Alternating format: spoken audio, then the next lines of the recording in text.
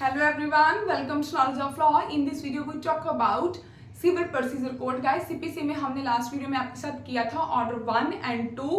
Order 1 में guys कितने rule थे? 1 to 13. तो वो हमने आपको कैसे याद करें एक ट्रिक बताई थी. सेम एज इट इज हम ऑर्डर 2 में भी वही यूज करेंगे. आप हमें बताना आपको वीडियो कैसी लगी. Now let's start. गाइस, सबसे पहले हम देखते हैं कि ऑर्डर 2 का नेम क्या है. Frame of suit. हम रिवाइज करते हैं ऑर्डर 1 से. ऑर्डर 1 का क्या नेम है? Parties of suit. कैसे पता चलेगा भाई? ठीक, मान लो इसे थोड़ा सा छोटा कर देती हूँ और भी एग्जांपल यहाँ पर हमें सेट करनी है. ये क्या हो गया? हम बार बार बोल रहे हैं सूट सूट सूट. क्या होता है? जब कोई सिविल मुकदमा फाइल होता है. कैसे होता है? एक प्लेट बनती है. ठीक, प्लेट में क्या होता है? सबसे पहले कोर्ट का नेम. ठीक, उसके बाद क्या होता है? प्लेंटिफ, जहां पर एक या मोर प्लेंटिफ भी हो सकते हैं जो सूट फाइल कर रहा है. मान लो ये ए है और बी है, दोनों में डिस्प्यूट है. अभी ए क्या है? सूट फाइल करना चाहता है बी के अगेंस्ट इस प्रॉपर्टी को लेकर. ठीक, प्रॉपर्टी किस, ये क्या जो सूट फाइल करेगा वो क्या बन गया? प्लेंटिफ. यहां पर 1 एंड मोर प्लेंटिफ भी हो सकते हैं. जिसके अगेंस्ट सूट फाइल करेगा वो क्या हो गया? डिफेंडेड. यहां पर 1 एंड मोर डिफेंडेड भी हो सकते हैं. ये हमें किसने बताया भाई? हमें बताया ऑर्डर 1 ने. ऑर्डर 1 का नाम क्या है? Parties of suit. Parties of suit means किस किस को आप एज ए पार्टी बना सकते हो. एक ही सूट में आप 1 एंड मोर प्लेंटिफ भी हो सकते हो, 1 एंड मोर डिफेंडेड भी हो सकते हो. ठीक है भाई, यहां तक तो ठीक है. बन गई हमारी पार्टी. अब क्या करें? ए को इस प्रॉपर्टी से भाई अब प्रॉब्लम है, डिस्प्यूट है बी से. तो अब क्या करें भाई? जो भी इसे प्रॉब्लम है इस प्रॉपर्टी में, इस प्रॉपर्टी के कारण इन दोनों में जो भी प्रॉब्लम है, ए ने भी सूट फाइल किया है एज ए प्लेंटिफ है ए. ए क्या करेगा? उसे जो भी प्रॉब्लम है नीचे 1 by 1 मेंशन करेगा. क्या करेगा? फैक्ट बता रहा है 1 by 1. कहां पर प्रॉपर्टी सिचुएटेड है, कहां कैसे ये वाली प्रॉपर्टी आई, कैसे इससे बिलोंग करती है, क्या ये चाहता है, जो भी होगा. ठीक, ये इसमें 1 by 1 बताएगा. अपना क्लेम जो है ये रिलीफ मांगेगा. ये क्या हो गया भाई? Frame of suit. 1 by 1 बता दिया कि हाँ भाई ये प्रॉपर्टी मैंने ऐसे खरीदी, ये ऐसे हुआ, जहाँ मेरी को पर्सनल प्रॉपर्टी है, मुझे मेरे परदादा से मिली, दादा से मिली, मेरे फादर से मिली, जो भी है इसमें मेंशन करेगा. ये क्या है भाई? Frame of suit. मींस आपको 1 by 1 जो भी आपके फैक्ट है वो मेंशन करने. फ्रेम ऑफ सूट मींस आपको सूट कैसे फ्रेम करना है. ये क्या है हमारा? रूल 1. अभी क्या बात हो रही है भाई? अभी ए क्या कर रहा है? इसके मान लो 3 पोर्शन है. ये क्या है? Ground floor, first, second, third. A ने क्या किया भाई? अभी पूरे का पूरा क्लेम इस सूट में फाइल कर देगा. ये नहीं है कि आप एक ही मैटर को लेकर बार बार सूट फाइल करोगे, नहीं. तो गाइस यहां पर क्या होगा कि पूरे का पूरा जो भी क्लेम है एक ही सूट में इंक्लूड कर देगा. ये क्या है? रूल 2. ठीक, रूल 2 का सब रूल 1. अभी क्या है? मान लो ए ने क्या किया? ये ग्राउंड फ्लोर है, फर्स्ट का क्लेम इसने नहीं मांगा. इन तीनों फ्लोर का इसने क्लेम जो था गाइस मांग लिया. बाय इंटेंशन या फिर ओमिशन, बाय मिस्टेक इसे छूट गया या इसने इंटेंशनली इसका क्लेम रहने दिया. तो अभी क्या होगा गाइस? ठीक है, अभी क्या हो रहा है? ये दोबारा से उस चीज को क्लेम नहीं कर सकता. ये है रिलिंक्विशमेंट ऑफ पार्ट ऑफ क्लेम. ठीक, अगर आपने उस चीज को छोड़ दिया तो दोबारा से उस चीज को फाइल नहीं कर सकते. हाँ, ये बात अलग है कि आपका मान लो कॉज ऑफ एक्शन जो है गाइस, अब क्या है? अभी आप क्या कर रहे हो? 2012 में मान लो आपने केस लगाया.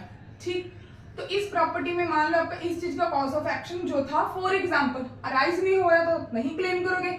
अगर मान लो आपका 2020 में सूट कंप्लीट हो गया, जजमेंट आ गई, उसके बाद आपका ये वाला कॉज ऑफ एक्शन अराइज होता है, तो ऑब्वियसली आप इसके बाद भी फाइल कर सकते हो. अगर आप इंटेंशनली यहाँ पर इसे छोड़ दो तो आप उसे फाइल नहीं कर सकते, क्लेम नहीं कर सकते दोबारा से.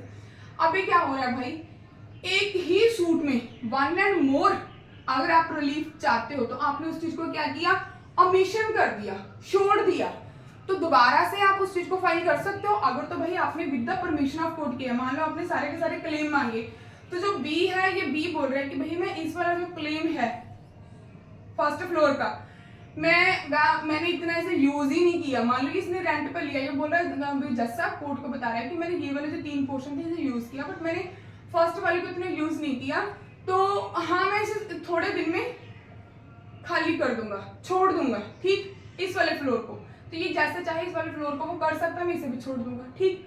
तो अगर तो with the permission of court है तो गाइस ठीक है, भाई बाद में भी फाइल कर सकता है। अगर मान लो ठीक इसे लग रहा है कि भाई मुझे 7 महीने का 8 महीने का जो साल का मेरा रहता है इसे मुझे क्लेम करना है, तो ये तब भी साथ में करेगा। अगर इसने इंटेंशनली जब with the permission without the permission of court किया है तो गाइस ये बाद में क्लेम नहीं कर सकता। अभी इसमें एक हम आपको बात बता दें, यहाँ पर मान लो हमने आपको बताया भी था कि जो ए है इसको ने मान लो इस प्रॉपर्टी का इसे रेंट पे दिया है, ए ने बी को ये वाली प्रॉपर्टी रेंट पे दी है, कितने साल के लिए, 10 साल के लिए, उसमें इसका क्या रह गया, 5 साल का जो था गाइस रेंट रह गया। अभी जो 5 साल का रेंट था, मान लो 2006, 7, 8, 9, 10, इसमें से क्या है, मान लो इसने क्या किया, ए ने क्लेम मांगा सिर्फ 8, 9 एंड 10 का, 2008 का, 9 का, 10 का, ये हमने 2006, 7 छोड़ दिए, दोबारा से उस चीज को क्लेम नहीं कर सकता, ठीक। अभी क्या है गाइस, अभी हो रहा है कि भाई एज ए ज्वाइंडर आप क्या कर सकते हो, joinder of cause of action आपके बन सकते हैं। तो ऑब्वियसली गाइस ये देखिए, मोर देन प्लेंटिफ भी हो सकते हैं, मोर देन डिफेंडेड भी, क्या है, मोर देन प्लेंटिफ भी हो सकते हैं, डिफेंडेड भी हो सकते हैं। जो प्लेंटिफ है ये एक डिफेंडेड से या फिर मोर देन डिफेंडेड से क्लेम मांग सकते हैं। ये क्या है, ऑर्डर 3 रूल 1, ठीक। अभी क्या है, सब रूल 1 गाइस, तो गाइस ऑर्डर 2 ही है, रूल 3 का सब रूल 1 था। अभी क्या है कि जब ये सूट फाइल करने जा रहे हैं, यहाँ पर मोर देन प्लेंटिफ है as a jointer, more than defended है, ठीक। अभी उसकी यूरिस्डिक्शन देखी जाएगी कि भाई जब भी कोई सूट फाइल होता है तो गाइस उसकी पेक्यूनरी यूरिस्डिक्शन एंड टेरिटोरियल यूरिस्डिक्शन चेक होती है। पेक्यूनरी यूरिस्डिक्शन का मीनिंग होता है कि उसके मान लो 10 लाख का क्लेम है, ये क्या हो गया, पेक्यूनरी मींस आपका पैसों को लेकर जो सूट है, आप कौन सी कोर्ट में जाएगा, क्या आप उस कोर्ट में लगा सकते हो, कोर्ट के पास पावर है कि आपके 10 लाख के सूट को इंटरटेन करने की उसके पास पावर है, ठीक।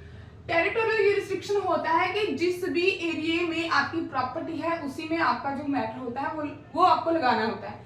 तो आपको ये भी चीज देखनी होती है, ये नहीं है कि आपका जलंधर का मैटर है, जलंधर में आपकी प्रॉपर्टी है, जलंधर की पार्टी है और आप सूट फाइल कर रहे हो अमृतसर में, ऐसा नहीं होगा गाइस, ठीक। तो इसमें क्या है गाइस, यही चीज बताई गई है कि जब भी सूट फाइल होगा, ठीक, उसकी 1 एंड मोर प्लेंटिफ है एंड 1 एंड मोर डिफेंडेड है, इस हिसाब से यूरिस्डिक्शन देखनी पड़ेगी। तो क्या करेंगे, जब सूट इंस्टीट्यूट होगा, इंस्टीट्यूट मींस जब आपका सूट पूरे का पूरा बन गया, सूट बनने के बाद क्या हुआ गाइस, इसे अभी आप फाइल करना चाहते हो, ठीक। फाइल करोगे कैसे, कोर्ट में जाओगे, सुविधा सेंटर है वहां पर आप जाकर अपना विंडो पर दिखाओगे अपना सूट को, ठीक। जब आप दिखाते हो अपना सूट दिखाते हो फाइलिंग के लिए आए हैं, तो गाइस उसमें जो प्रॉब्लम होती है उसकी यूरिस्डिक्शन होगी, वो तभी पर एग्रीवेटिव सब्जेक्ट मैटर को देखकर बताएंगे कि आपकी यूरिस्डिक्शन क्या है सेम कॉज ऑफ एक्शन को लेकर।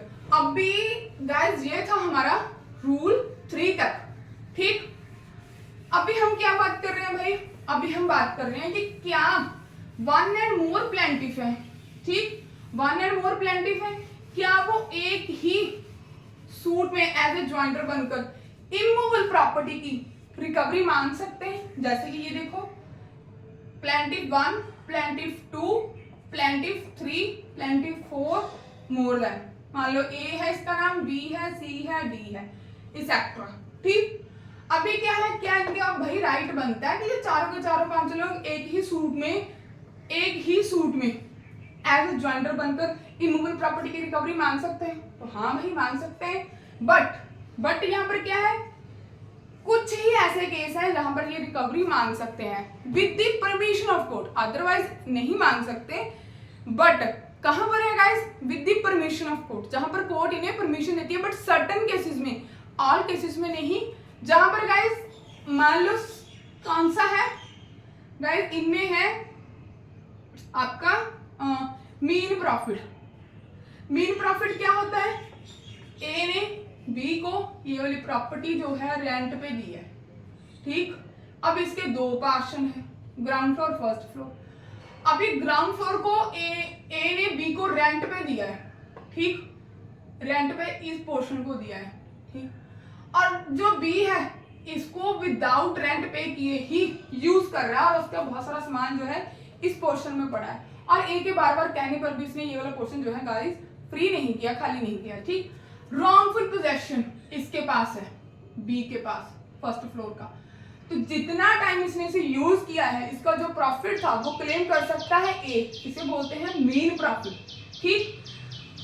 अब भी ब्रीच ऑफ कॉन्ट्रैक्ट को, जैसे कि इन सब ने कॉन्ट्रैक्ट किया था डी के साथ, ठीक, उस चीज के लिए भी क्या था कॉन्ट्रैक्ट इन्होंने किया कि भाई हम आपको 1 लाख पे करेंगे और आपको 1000 गुड्स जो है हमें डिलीवर करने। तो डी ने बोला नहीं भाई, इन्हें 50,000 की जो पेमेंट थी वो भी पे कर दी इन लोगों ने डी को। डी ने बोला नहीं भाई, मैंने ये वाले जो गुड्स थे वो एच को डिलीवर मेरे हो गए, मैंने कर दिए आप कॉन्ट्रैक्ट होने के बाद। तो अभी क्या है गाइस, ये इस कॉन्ट्रैक्ट के लिए ज्वाइंटर बनकर केस लगा सकते हैं। अगर यहाँ पर इनका भी सेम कॉज ऑफ एक्शन भी है तो गाइस तब भी सूट फाइल हो सकता है ऑब्वियसली, ठीक है। ये क्या है? रूल 4। अभी क्या बात कर रहे हैं गाइस, अगर कोई एग्जीक्यूटर हो, मान लो एग्जीक्यूटर है, कोई एडमिनिस्ट्रेटर है, या फिर कोई लीगल हायर्स है, एक पेरेंट्स है उसका, उससे क्लेम मांग रहे हैं, उसके बाद उसके बेटे से, तो गाइस ऐसा नहीं हो सकता। आप किसी भी एग्जीक्यूटर से या फिर लीगल हायर से या एडमिनिस्ट्रेटर से कोई क्लेम नहीं मांग सकते, ना इनके द्वारा कोई क्लेम ले सकते हो, ठीक। अभी यहाँ पर क्या था, बहुत सारे प्लेंटिफ है, 1 2 3, ठीक, ए बी सी डी। यहाँ पर हमने नाम इसलिए दे दिए कि आपको इजिली अंडरस्टैंड हो जाए, ठीक। बहुत सारे इनके अगेंस्ट है क्या, defended D1, D defended 2, defended 3, defended 4। अभी क्या है भाई, इन्होंने प्लेंट फाइल की, इन्होंने क्या है रिटर्न स्टेटमेंट। रिटर्न स्टेटमेंट क्या होता है गाइस? रिटर्न स्टेटमेंट होता है जब भी हम प्लेंट फाइल करते हैं, जो भी उसमें हमने मेंशन किए होते हैं अपने फैक्ट, उसका आंसर देना होता है एज ए रिटर्न स्टेटमेंट। ये ड्यूटी बनती है इनकी, या तो ये सेम एडवोकेट भी कर सकते हैं या फिर ये अलग अलग चारों का एडवोकेट भी हो सकता है। तो गाइस इसमें क्या है, इसमें यही बताया गया है कि अगर इनके कारण ट्रायल लेट हो रहा है, डिले हो रहा है, एम्बैरस हो रहा है, कोर्ट के पास पावर है, कोर्ट बोल सकते हैं कि आप सेपरेट ट्रायल कीजिए, दैट्स इट, ठीक। तो इसके बाद में क्या है गाइस, ये है हमारा रूल 6। अभी क्या है, सूट फाइल करना था, ए ने बी के अगेंस्ट किया, सी को पार्टी नहीं बनाया, बनाना जरूरी था, नहीं बनाया। कैसे? मान लो एक एग्जांपल यहाँ पर हम आपको दे देते हैं, बट लंबा हो जाएगा थोड़ा सा वीडियो। गाइस ये देखिए, मान लो ए ने, नॉर्मल बताते हैं कि ए ने, यहाँ पर एक गर्ल है, इसने अपने हस्बैंड से सूट फाइल किया 125 ही अभी हम बोलेंगे खर्चे का, मेंटेनेंस का, ठीक। उसका यहाँ पर नेम क्या था गाइस, गलत मेंशन कर दिया, एच है यहाँ पर उसने आई मेंशन कर दिया, उसका एड्रेस भी गलत मेंशन कर दिया, ठीक, सारे का सारा। अब भी इसी के पास जो इसका घर वाला है, हस्बैंड है, सॉरी, आई है जो गाइस इसके पास जाता है, ठीक, इसके पास जाते कि मुझे क्लेम नहीं किया ऐसे ऐसे, तो वो बोल रहा है ऑब्जेक्शन फाइल कर सकता है कि भाई मुझसे तो उन्होंने क्लेम मांगा ही नहीं, ठीक। अगर इसे ऑब्जेक्शन लेना है कब लेगा, अर्लियर अपॉर्चुनिटी में, जब भी ट्रायल चल रहा है उसकी जो भी अपॉर्चुनिटी होगी, पॉसिबल होगा अर्लियर अपॉर्चुनिटी में, जहाँ दोनों पार्टीज में कोई भी सेटलमेंट हो रही है, तब ले सकता है ऑब्जेक्शन। तो गाइज ये हमने क्रिमिनल की थी एग्जाम्पल, वो आपको यहीं पर हमें जो इजी लगा हमने वो एग्जाम्पल आपके साथ शेयर की। अगर आपको गाइस हमारा वे अच्छा लगा तो आप हमें नीचे कमेंट में बताइए। अगर आपको वीडियो अच्छी लगी तब भी आप हमें नीचे कमेंट में बताइए। तो गाइस अगर आपको हमारे एफर्ट्स अच्छे लगते हैं, थोड़ी सी भी नॉलेज एक्वायर होती है, तो प्लीज़ वीडियो को लाइक कीजिए, शेयर कीजिए एंड चैनल को सब्सक्राइब कीजिए। Thanks for watching.